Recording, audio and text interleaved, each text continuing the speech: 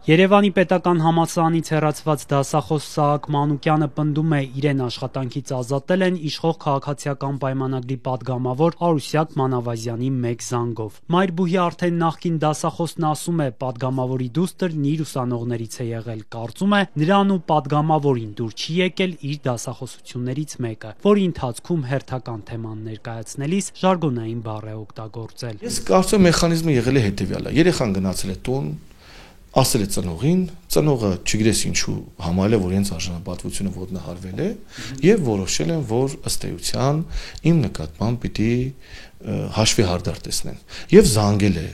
երեսփոխանուհին ռեկտորին եւ ռեկտորը որոշել ինձ ազատել։ Հիմի հարց. ինչ իրավունք ունի գործադիր մարմնի ներկայացուցիչը, ներողություն, օրենսդիր մարմնի ներկայացուցիչը միջամտել իր ենթակայության տակ չգտնվող բուհի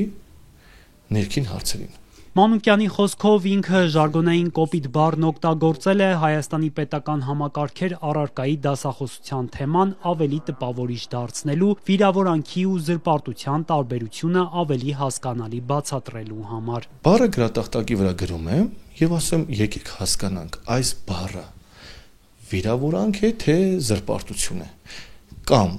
ընդհանրապես խոսքի ազատության սահմանազանցում է թե ոչ։ Ուսանողներն ասում են, որ կարծում են, որ սահմանազանցում է։ Իշխանական պատգամավորը մինչդեռ հերքում է, որ միջամտել է իր դստեր դասախոսին ազատել աշխատանքից։ News.am-ի հետ զրույցում Մանավազյանն ասել է, թե Մանուկյանի հայտարարությունը իր համար անակնկալ է եղել։ Ես ռեկտորի հետ խոսակցություն չեմ ունեցել, ես որևէ մեկի հետ խոսակցություն չեմ ունեցել, թող առաջի հերթին իր գործատուի հետ իր հարաբերությունները բարձի։ Եթե եղել է դժգոհություն բողոք, այդ դեպքում թող ինքը վերանայր իր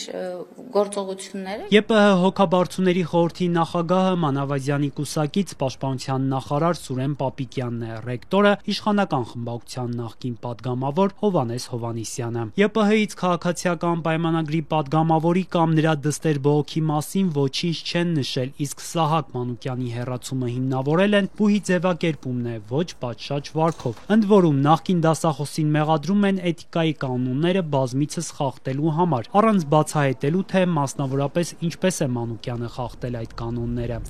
ԵՊՀ-ն անընդունելի է համարում էթիկայի կանոնների խախտումները, իսկ նախկին դասախոսը դրանք խախտել է բազմիցս։ Ուսանողներից եւ նրանց ծնողներից ստացվել են բազմաթիվ բողոքներ, այդ թվում փաստական ապացույցներ, որոնք էլ հիմք են հանդիսացել որոշման համար։ Ինքը Սահակյանը չի ընդունում մայրբուհի մեղադրանքները, հայտարարում է անցած տարիներին ուսանողներից միայն դրական արձագանքներ է ստացել։ Ասում է, անհասկանալի է, թե ինչի մասին են հայտարարում մայրբուհից։ Մանուկյանը շեշտում է, թե իրենից բացատրագրեր չեն պահանջել աշխատանքից ազատելուց առաջ, մինչդեռ բուհից պնդում են, որ վերջին միջադեպով Մանուկյանը բացատրագիր է գրել։ Ես տեղյակ